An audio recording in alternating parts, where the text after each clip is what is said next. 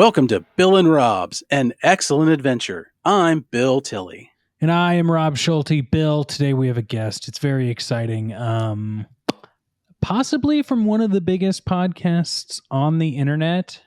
From the hit show Pumpkin Spice podcast, Graham Young is here. Hello, Graham. Hello, everybody. How's it going? Wow. I'm just a little bit in awe. I'm a big fan. So yeah, I hear they started the whole podcast on that show. I mean, the whole podcast explosion came from that show. It's true. And a lot of people don't know that. It's strange. It's truth in advertising. I'm a big fan of the show, and I wasn't there when it started. Well, this is great because, Graham, I don't know if you know this, but we're just capping off a series because we do this podcast in series. And Bill had chosen this series called Sibling Rivalry, where he has chosen movies that have a sibling from someone else a little bit more famous, let's say. We watched Overkill with Aaron Norris. Well, I know you watched Terror in Beverly Hills because I listened to that episode, and you can't keep me away whenever you mention Terror in Beverly Hills.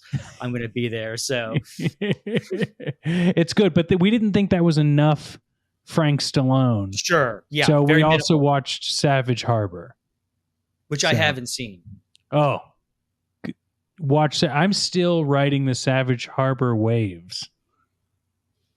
I see so much potential for the Savage Harbor 2, more Savage, more Harbor sequel movie down the road. It's proof you can't get enough Frank Stallone. I'm actively seeking out any of his projects at this moment that I can consume readily. But I wanted to bring you in, Graham. I was like, hey, Bill, we got to bring in my horror pal because the final movie on Bill's list was Ice Cream Man from 1995. Had you seen Ice Cream Man before? Me? Yes. Yes, I have. Joe Bob Briggs, I believe, showed it in season 3 or 4 of Last Drive-In. I can't remember, but that's the last time I'd seen it. And then, of course, I saw it when I was in school because the VHS cover is pretty memorable. It's right up there with Shocker.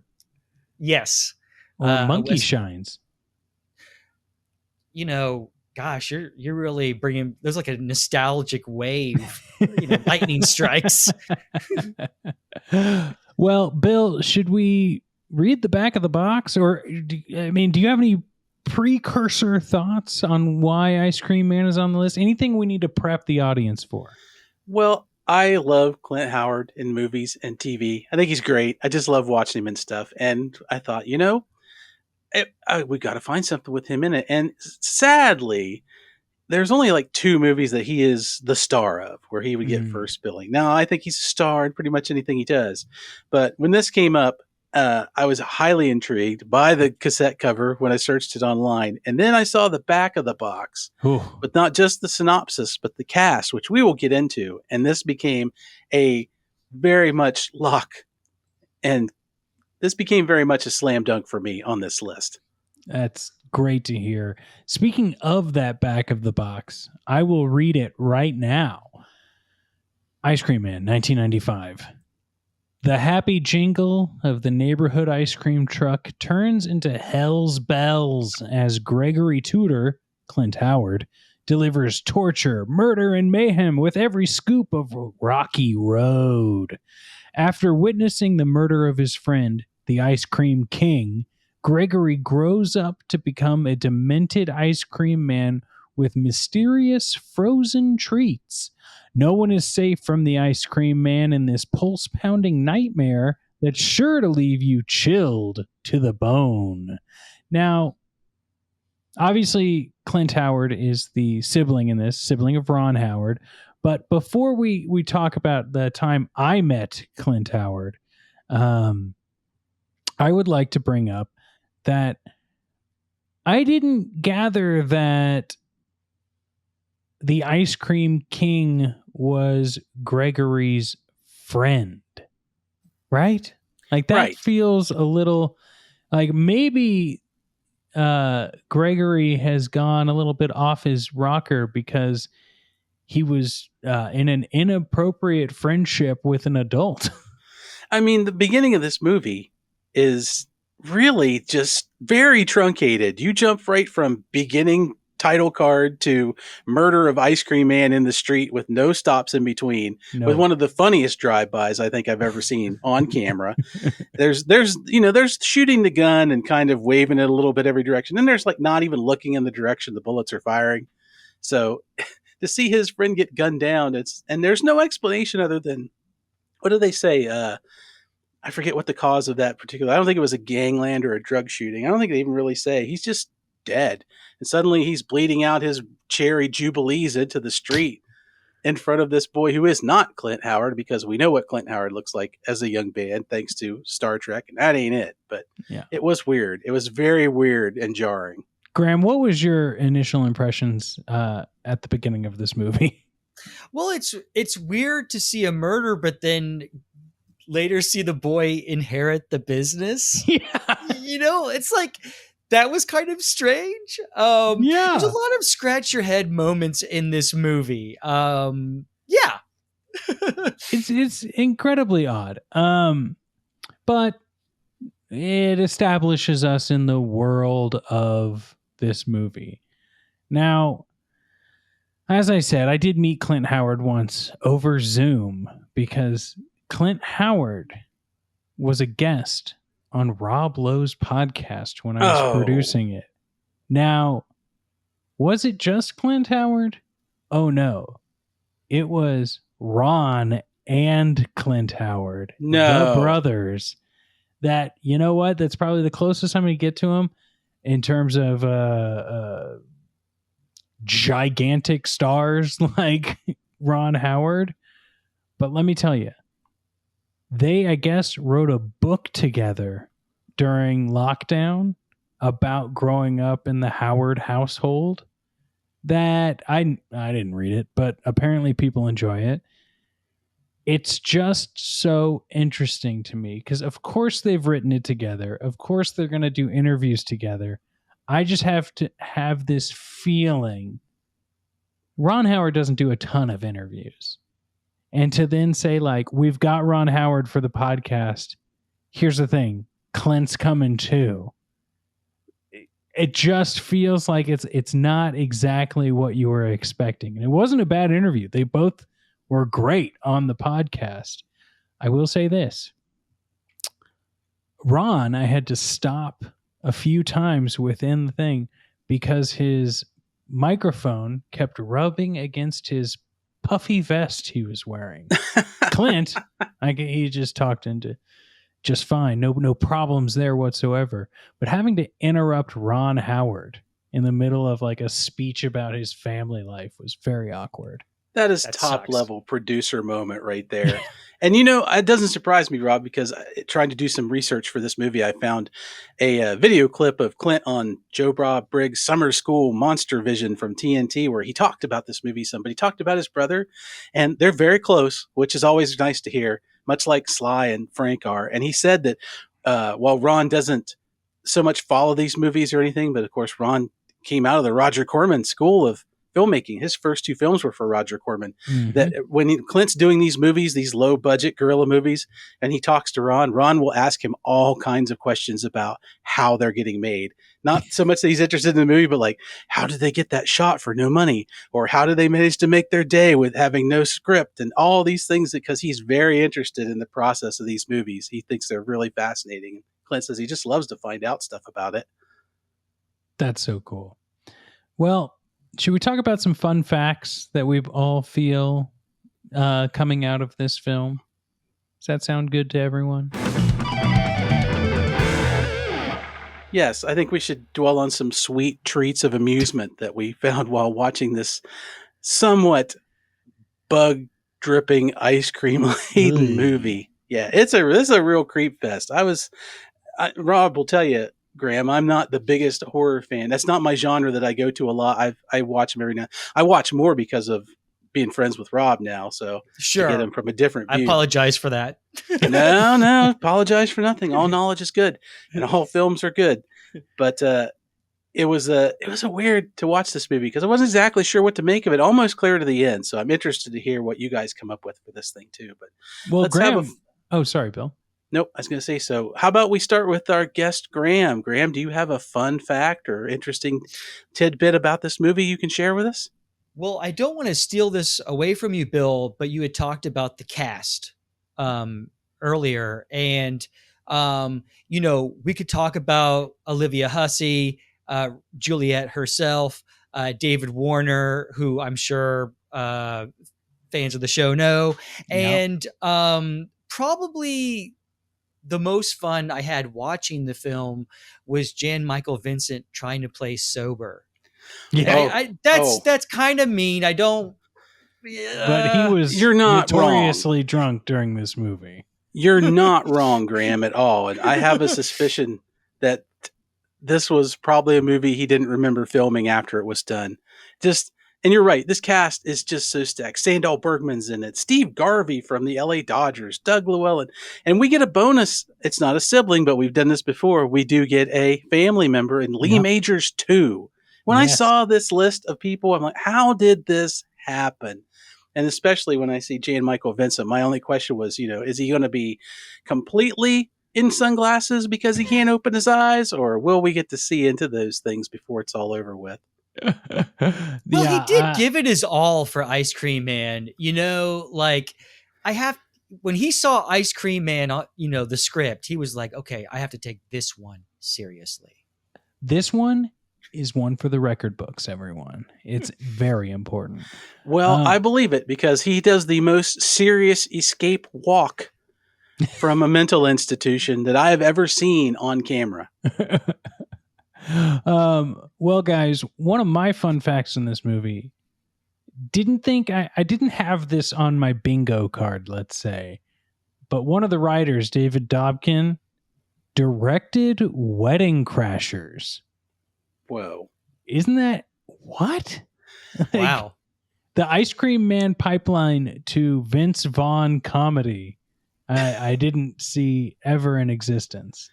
Was that 10 years later? Just about, yeah. Really? Wow. Wow. Well, they've all got to start somewhere. I mean, he got it done. That's true. Yeah, exactly 10 years later, Graham, 2005.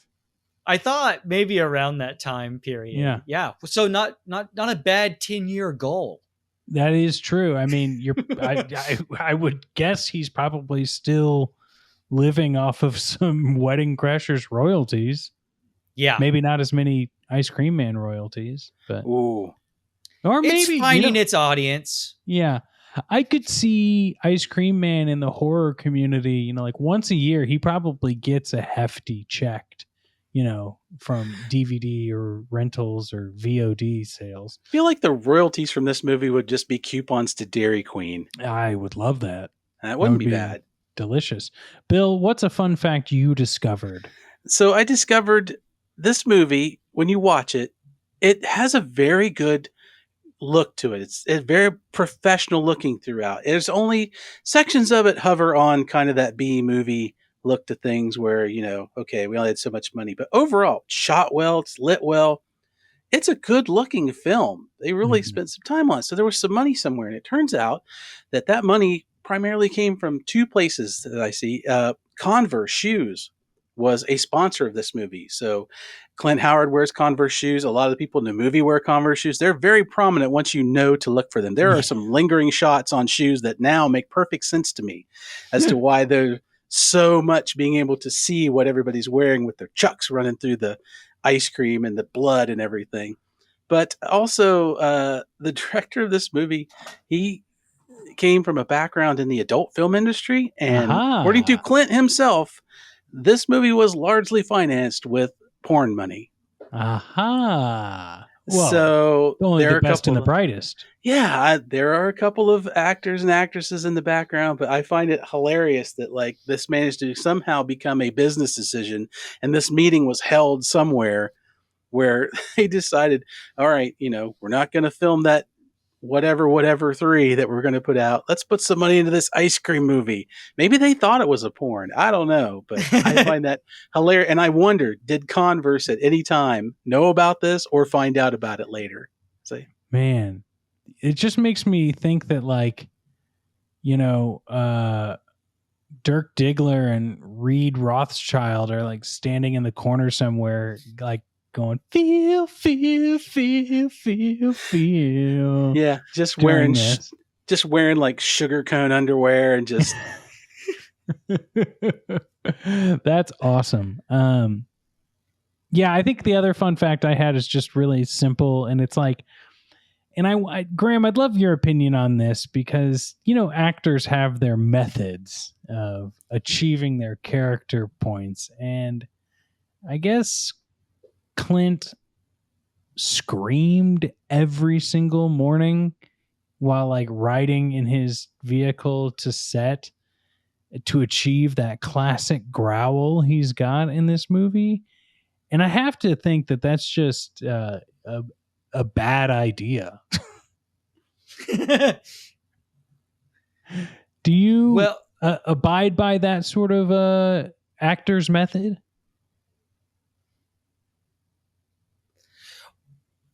Well, I mean, not only does it help with your acting, but also your heavy metal voice. So maybe, he was kind of working on 2 skill sets there, or 1 skill set that would benefit 2 artistic expressions. Ooh, I like that. I think that's very, very thoughtful because although I don't think Clint has fronted a heavy metal band yet, if he did, I'm sure they'd sell out, mid-level venues. Oh, I can see it now. The band is called La Cobb, which is just Belloc backwards, and they only do like Alexander Courage tribute songs. That would be great. I love it. Graham, I don't want to put you on the spot, but did you have any other things that jumped out at you that was kind of like interesting? And if not, I think Bill's got a good one for us. Okay, well, just real quickly, the puppet show at the end, and that's all I'll say. No spoilers, but yeah, then I'll throw it over to Bill. Okay, that was a fun. I liked that. That came out of nowhere, and that's a long bit too. That's usually in a horror movie. That bit lasts. That's a Freddy Krueger, like one-liner, throwaway, move to the next scene. Clint took that one and ran with it for a good couple of minutes. I think they just kept going, film it. We've got the props. Let's use them. Yep, that got us to 1 hour and 32. Gold, Clint. So there's a scene in this movie where I think I mentioned before where they the police officers played by Lee Majors too and Jan Michael Vincent have to go to the sanitarium where Gregory Tudor was taken to and raised basically through his whole adolescence and early adulthood. So they go to this place and it starts out in an office, and then some wacky things happen. And the doctor, who's clearly unhinged, takes off. So that they're walking through this place, and it is a hellhole of an establishment. Everything is it's something out of Arkham Asylum. Graffiti everywhere, trash everywhere, crazy patients just running around doing wacky stuff. Nobody's tied up, sparks and lights, and it's really, really unsettling. And it turns out that place is real. When they found that place, it's an abandoned sanitarium, and they found this location. And everything that you see inside of it, including the graffiti, was already there. So they did no set dressing. They simply went in and filmed. That is awesome. Yeah, because it looks like somebody would have made it. Like, it looks like, this is, and we're looking going, this is something the special effects department set that the props people would do, and the set dressing. Nope. They probably put a few things in there and probably turned on some lights, and that was it. But it's a place that would make the Joker proud. I love it. Well, let's move on to some things that we liked about this movie, and I'll start. You could take this in many ways on what you might like about this movie. We'll talk about dislikes in a moment, but I will say, although it doesn't perfectly achieve this, it's almost like a John Waters movie. It's got like a John Waters gloss about it, like a wash over the front of it. And it just makes me think, like, with a little bit of extra oomph or a paycheck to John, this could have been like some like sexual deviant horror movie that would have been very fun, but it just kind of lost the thread in a couple of spots. How about you, Graham? Anything you liked about it? Well, the fact that we have Clint Howard starring in the Uh-huh. movie, which doesn't happen often. I think Bill mentioned that there's only 2 films that he Yeah. has a starring role in, and although the film isn't perfect, it makes you think like what could be like if he were cast in other horror comedies, or if he just played a straight up maniac like in Maniac. Yeah. That could work too. But I think it's a shame. Bill, was the other film after this or before this? The one I know about is before this. I believe it's 1981 in a movie called Evil Speak. Oh yes, I've Evil. seen that too. Hell yeah. Hell yeah. That's Yeah. the evil boarding school, like military school kind of thing. I'm not sure. I didn't have time to look it up on Oh, there. I I'm simply looking it wrote up Gotcha. it right down. now. I simply wrote it down to I'm like, you must go find the other Clint Howard starring vehicle. And it definitely looks super creepy. And I did find a copy of it that I will be viewing at a later date. And yeah, I think I'm with you, Graham, especially we seem like we can't put enough love on Clint. And I looked another interesting fact about him. He started acting in 1963, at like the age of 2. He has an acting credit or multiple credits for every year since 1963. Whoa. As a Yeah. working man's entertainer. Yeah. Yeah. So I did find Evil Speak, one of the best posters I've ever seen. Yeah. It's all one word, Evil Speak. Yeah. Like Evil's Peak. And the description is an outcast military cadet taps into a way to summon demons and cast spells on his tormentors through his computer. Which is like, if you're going to like investigate the satanic panic Yes. of the 70s and 80s, that's a good place to start. Totally. And this is like, well, what if War Games was satanic? I love Yeah. I gotta watch this film. Bill, I'm not sure if you'd like to go next, but if not, I can go.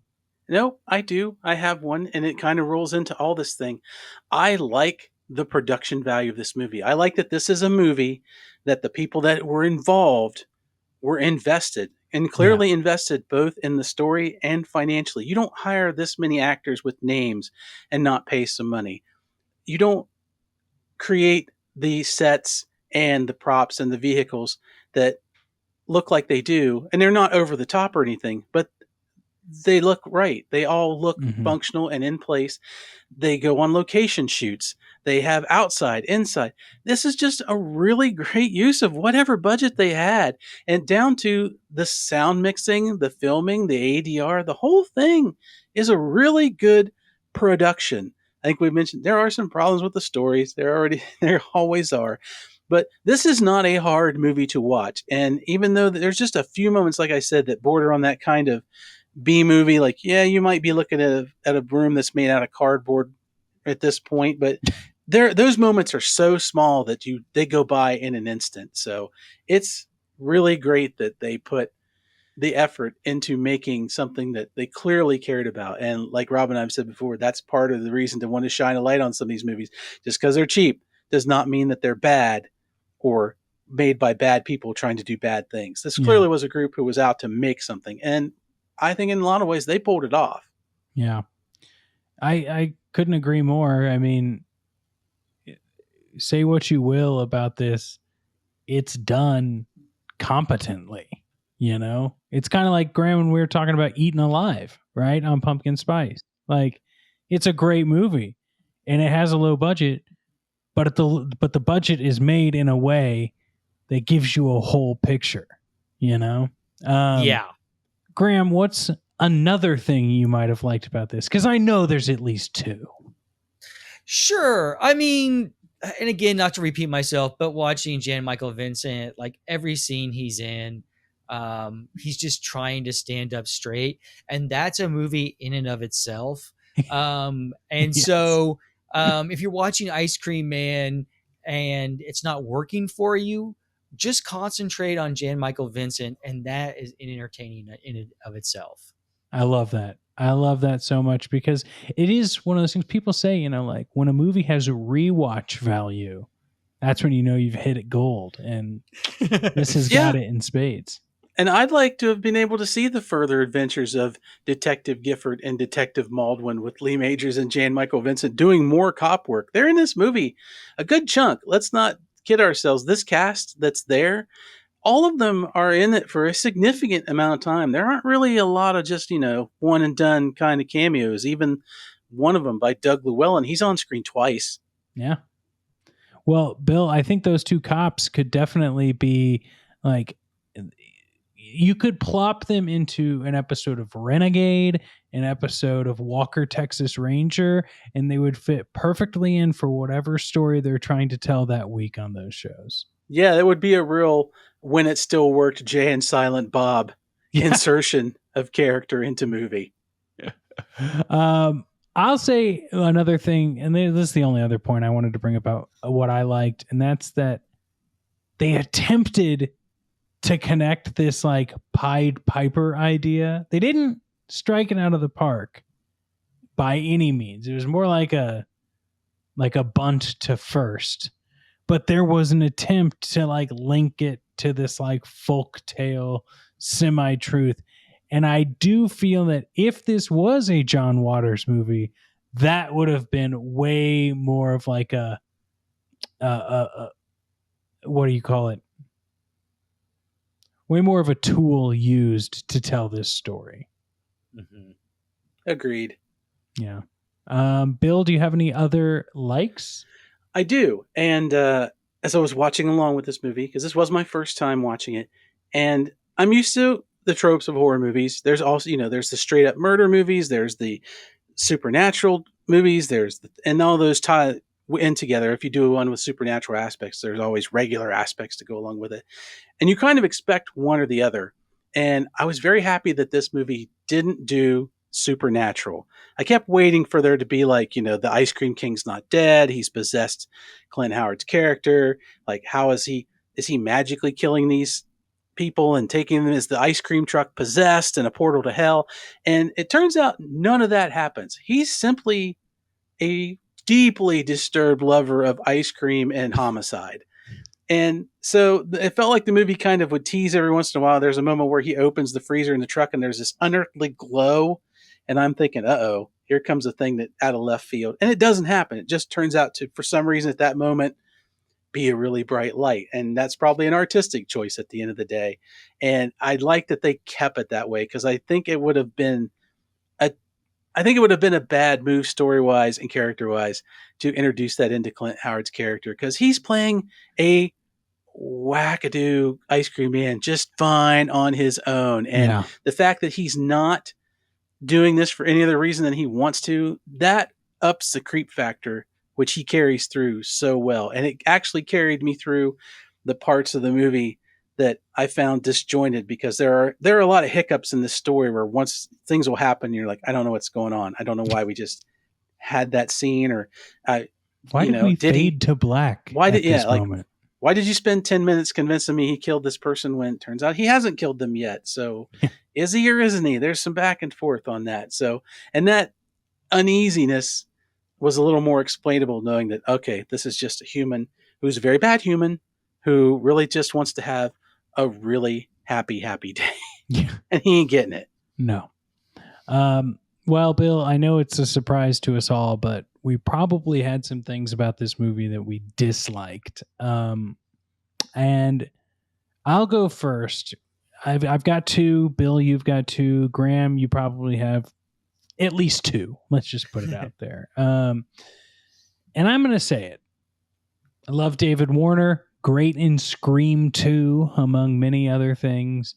But the quasi-religious subplot just didn't do it for me. It didn't seem to be servicing the story in this movie. And maybe that's something that's a little bit too like highbrow of me to say, but there could have been something cool with that mom that was like going into seizures and stuff, but it just, something wasn't there. Like 20 pages of the script got cut in the religious aspect of it. Rob, I can't remember, where does the the ice cream man take place? Is it in the Uh, Midwest? it feels very Midwest, but I wonder if it's like any town USA. What USA? Because it feels like someone from California writing for the Midwest, and Uh, nothing against writers from California, but they're like, there's got to be a religious aspect to it, which they're not yeah, wrong. sure. I would have to think that this is totally Midwest. What do you think, Bill? I would have to go back and see if they put anything on like the cop cars or anything. But yeah, Oh, this feels like, if not Midwest, it's definitely not in the big city. So there's no yeah, city shots in this. This is some kind of small town America. It's not, I don't think it's like out in the farmlands, but you don't see a lot of the exterior that's going around there, and you don't get to meet a lot of the other characters. So it feels very suburban, like if ET kids ran across the homicidal ice cream man instead of a friendly alien in the middle of the street. This is what you yeah, would get. yeah. It filmed, of course, in Topanga Canyon in California, but that is one of those places you just film when you're Right. like, but they weren't trying to say this is a California movie. So yeah, I'd say it's safe for us to all just say that it's Midwest. Yeah. Oh, it could be California because, as mentioned in the movie, for some reason they think a 24-hour ice cream truck is normal, and that Oh feels like a yeah, very California thing. It does not yeah. feel like a thing I would see where I live here in Ohio. Oh, that's Yeah. hilarious. Yeah. Or maybe that just adds to the creep factor of it all. Bill, what's something you disliked? Well, it kind of dovetails into the thing you said earlier, and we mentioned the big expanded cast of this movie. And sadly, I feel like the cast, while great, is largely wasted. Mm-hmm. You have Mm-hmm. all these wonderful actors, and when you load up a horror movie with these actors and they've all got their quirk, you're kind of expecting your actor versus Clint Howard moment of fight and kill and weird death and all that kind of stuff.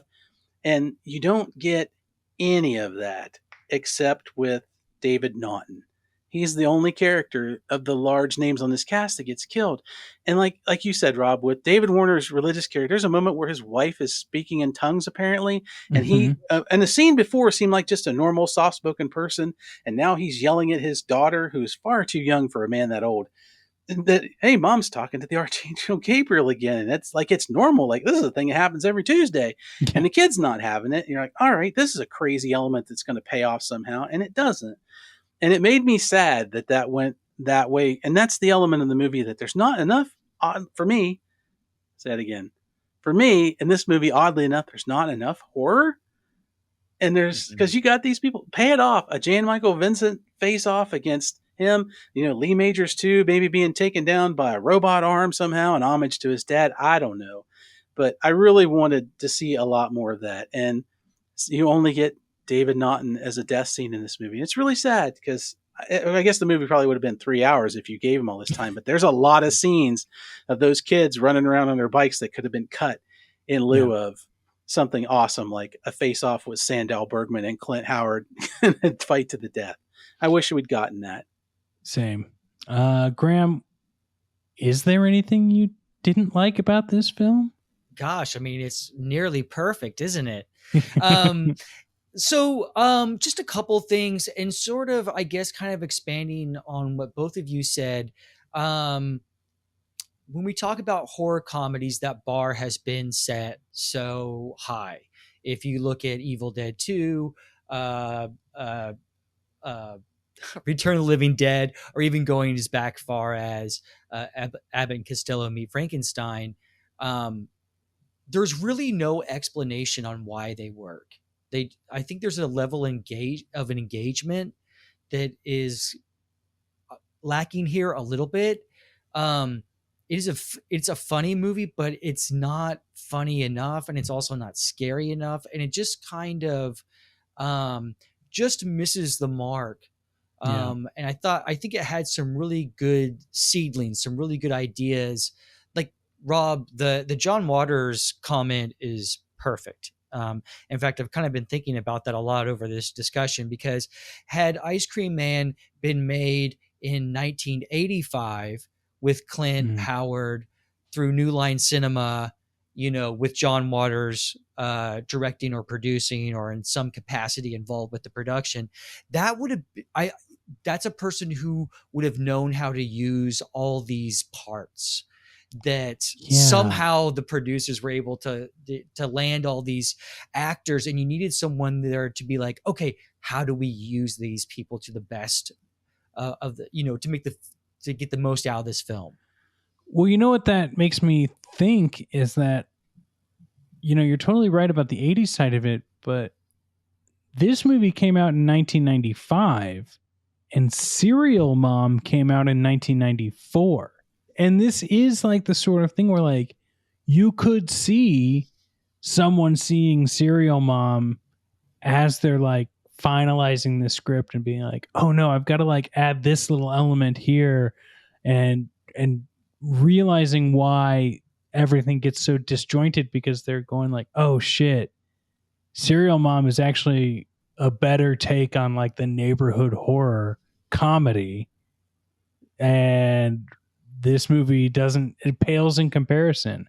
But one thing I'll say that my other dislike is, it's not, we don't need to harp on it too long, but like the dog death at the beginning is just like so not necessary. And of course, I love dogs. It's not that I can't see a dog die in a movie, but it's uncharacteristically done. Like, at no other point does Clint Howard's character kill an animal, feel the need to kill an animal. Not sure why besides the dog barking, why he feels like he needs to kill this dog.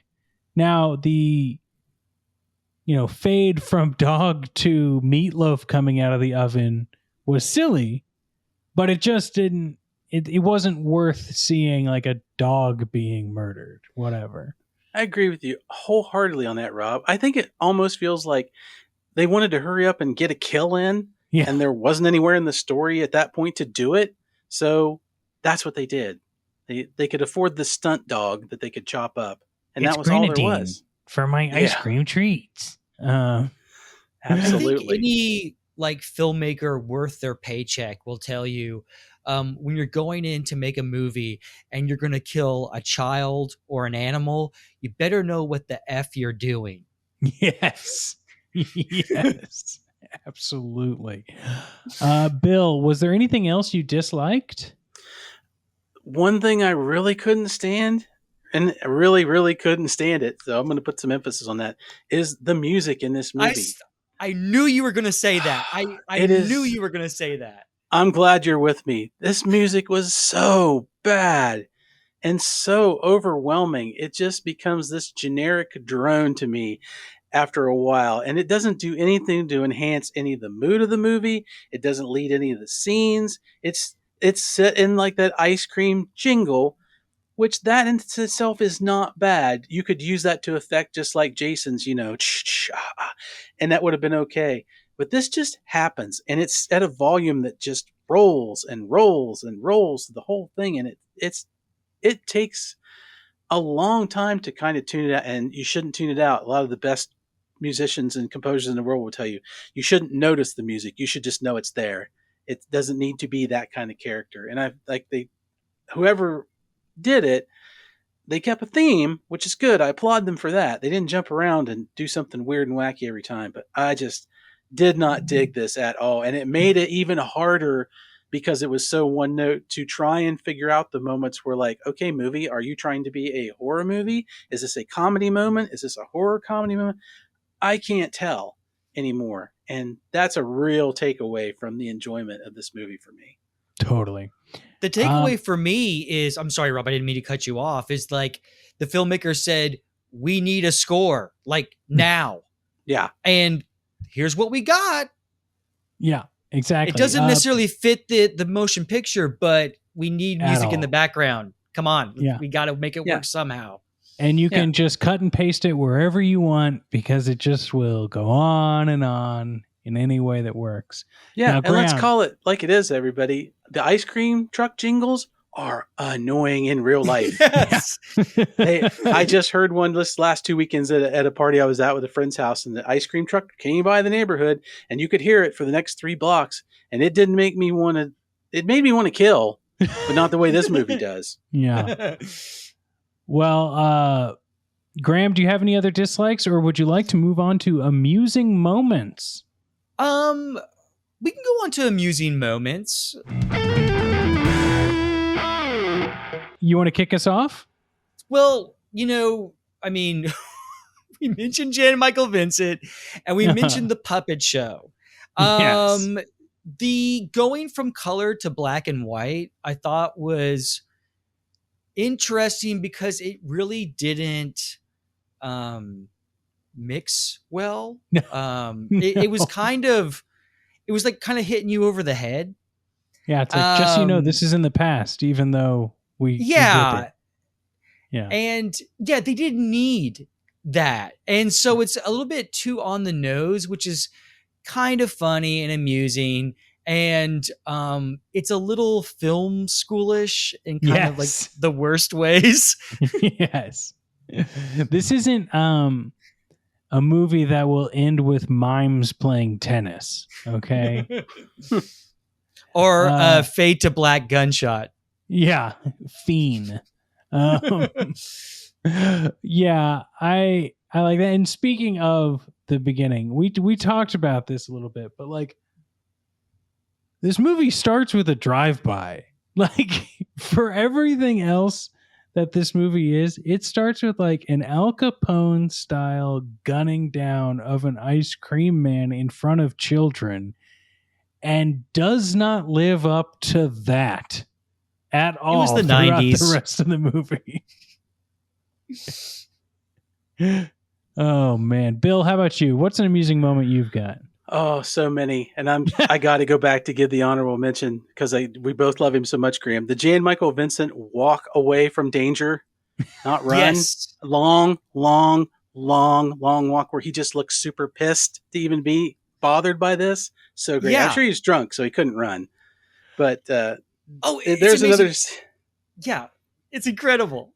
Yeah, but my main of two is there's the scene where Lee Majors 2 is at the ice cream truck where they first show up and they're going to question Clint Howard about what he's seen. And Lee wants some ice cream. He has to borrow $1 from Jan Michael Vincent's character to get his ice cream. He doesn't have enough money. Jan clearly put out by this. So he gives him the buck. And then as they're conversing, the mother of the boy who has disappeared, that they are looking for this boy, comes up behind them, and Lee Majors 2 looks at her and goes, "Could I get you some ice cream?" And my first thought was, "You're a mooch. You're that mooching friend who offers up his other friend's money to pay for stuff and then goes, 'What's the big deal?' when they get aggravated about it." I was like, you're a mooch $6 million boy. I know who your character is for the rest of this episode. It just blew me out of the water. Well, and Bill, in addition to that, isn't that the scene where he also asks like, "Oh, hey, this is pretty good. What's in it?" What's in ice cream? Yeah. What? What flavor is it? Yeah, it would be. What's in it? Yeah, and also like, tastes like chocolate. What's in it?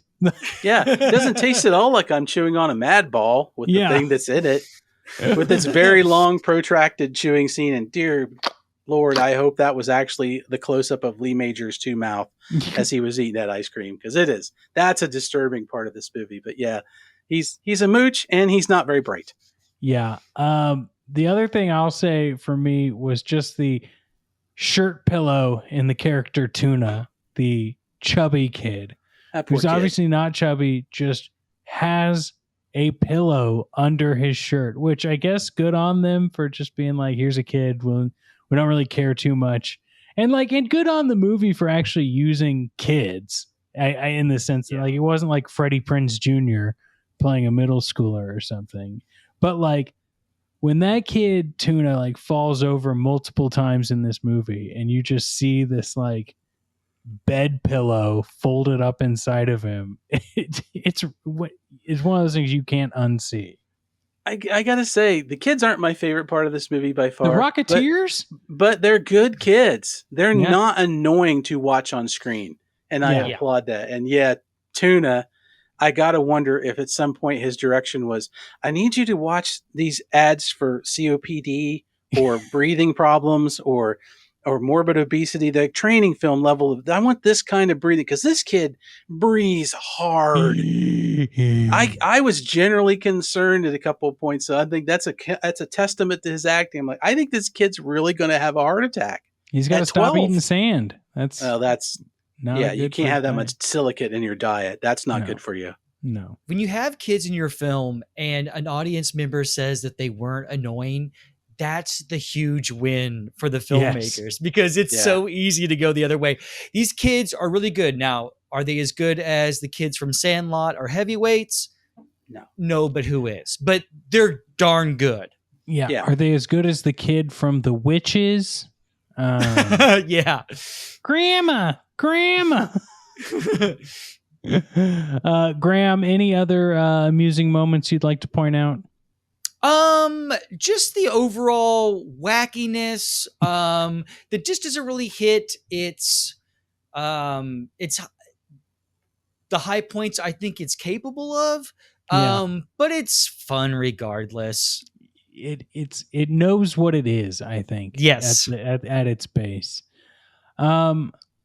Well, Bill, you want to give us your last amusing moment and then take us into our patented rating system? Mainly your patented rating system. I sure do, because I love looking at these movies from the... I think it's my off to the side vision of, if this were real, how would that work? So, Clint Howard's character, at one point, he has a waffle cone that is big enough to hold a severed human head. And he presents it on screen to another character. And my first thought was like, where the hell did he get that cone from? Did he have it ready to go? Was this part of his actual business that he was going to sell? Like this $45 waffle cone filled with the world's most disgusting mashed potatoes, somewhat ice cream there is? Or did he construct this merely to put a human head in it? Like, what was his thought process? These things are fragile. How does he keep it in the truck and keep it from getting broken? How does the head not break it? My mind was swimming with all these questions. And at no point did it reject the idea of, like, it's kind of weird you're looking at a human head in a waffle cone. I was fixated on that cone all the way. So, and that thing looked amazing. So great props prop. to the prop. Yeah, great prop. Props department, perfect. Not sure as a business tool if it's that good an idea, but as a murder presentation piece, 5 stars. It's the thing where you only need to sell one of them a month to like triple your profits. Right? Exactly. And that's the level of wacky horror comedy I wanted from this movie. And I'm glad I got some of it. I got enough to make me pretty happy. And that was a good moment. Well, that's great. Well, Bill, how do we rate this thing? We rate this in an old school kind of way. Graham, what we do is we call this section 5 Nights for $1. And if you went back into the video store back in the day, you might see a rack of movies and it might say something like, rent me 5 nights for $1. You throw your dollar down, you get your movie, keep it 1 night, keep it 5. It's up to you, however many you want. So we rate our movies based on that, solely on this movie, not comparing them to anything else you've seen, nothing in this series, nothing anywhere, just this movie. You've thrown your dollar down, you got your copy of Ice Cream Man, you take it home, you're viewing it. How many of those 5 nights are you going to keep that movie for? Bill, who would you like to go first? Because Graham, if you want to hear us, that's fair too. I can go and see if this works or not. I mean, bring it. Sure. I'm trying to be confident here. You will not be influenced by our ratings. I would return it the same night, but that's not a negative. Hear me out. I would return it and get a VHS tape that has the Corbinite maneuver and then also get Evil Speak because the movie has made me have a Clint Howard fix. I need to have more. And so, not a bad thing, but I would return it that night for more Clint Howard. I like that. I That's like awesome. that. Bill, I'll go next, and you can bring us home for your series, because at the end of this episode, I would like to let everyone know what our next series is. And you know what, Bill? I'm not going to give them in order, but I am going to share the list of movies because I want Graham to hear what we're going to be covering, which I finalized just today. This is new territory. Yes. Well, how many nights would I keep this for a buck? 1, 2, 3, 4, or 5. I feel like if I were renting this at the time it were to be rented, I would rent it, take it home, and return it the second night. So I'm going to give it 2 full days, but only because I want to explore more of this not terrifying horror, right? It's like it reminds me of when I was getting into spooky movies. I've told this story in the past, but trying to rent, finding out about horror movies and trying to start with it in 3rd grade, right? No, I could start with a Ice Cream Man and then work my way towards it. So this is a good horror movie. And not only that, it's the perfect, maybe not perfect, it is one of the perfect Halloween party movies, right? Maybe no one's going to be sitting down watching it for its plot and story, but having it on in the background is a perfect sort of themed spookiness where you don't feel like you're missing too much. So this would also work for that. Maybe I want to watch it on myself. Maybe I want to have it as atmosphere for a Halloween party. So I'm going to give it 2 out of 5. How about you, Bill? I'd just like to say before I give my rating, I love, Rob, that you've presented this movie as training wheels for horror. Yes. That's an awesome way to put it. And Graham, I love that you have taken the concept of this bit and subverted it to your will, which is exactly why it was created. That is wonderful. And I'm going to riff off of that because I will tell you that I would keep this movie for 3 nights, but I'm only going to watch it for 2. Mm-hmm. And I feel like I'm going to do this in real life because I've seen the movie on night 1. I've got questions and I'm confused by the plot, but I'm intrigued by the movie. I like a lot of what I've seen. So it's very likely that giving it a day to rest, I'm going to pop it in on day 3. And if I don't watch the entire movie, I'm going to watch most of it. I may blow through some of the slow parts, but I'm going to go back and watch some of those scenes where I had questions to nail this thing down to the ground before I take it back. So 3 total, only 2 viewings, and then I'm going to take my movie back, and instead of those movies that Graham mentioned, I'm going to get a copy of The Wraith, and I'm going to take that home and watch it again to get my further Clint Howard fix. Oh my gosh, I haven't thought about that in forever. Okay, yes, The Wraith. That is great. That is wonderful. Well, I would like to share what our next series is, but I want to do that after, Graham, you tell our audience a little bit about Pumpkin Spice Podcast, because I will set this stage for you, Graham. I think the majority of our audience understands that Pumpkin Spice Podcast has gone through a few iterations. When we started it back in 2016-ish, you and I watched all of Nightmare on Elm Street. And then we watched all of Friday the 13th. And then I got a different co-host for a little while, and it kind of took on a nebulous form. And then you and I were like, you know what? We got to just bring it back to basics with a new style, baby. And we've been putting out monthly episodes, but tell us about it. Well, this season's a little bit different than what we've done before, because instead of diving into entire series, we're kind of looking at horror across America in a road trip sort of setting. So we're going state by state, trying to find horror films that represent that state. and that either take place or were filmed there, and that's been a lot of fun. And Yeah. we've hit a lot of states that I don't think people will see coming. And if we miss your state or we get it wrong, please let us know, and we will do our best to make it right and revisit that state. Absolutely. Bill, one of the things I find the most fun about doing this is Graham came up with this idea where at the end of each episode, he tells me to pick a bus ticket to a different city or state. And so I don't know what the movie is until I choose if we're going to go to Louisiana or Arizona or wherever. And then we get films that I've never, Bill, we went to your home state, Ohio, and watched Deadbeat at Dawn, and I was blown away with how much I love this movie I'd never even heard of. It was great. It's one of those films that, like, if you're from Ohio and you haven't seen it,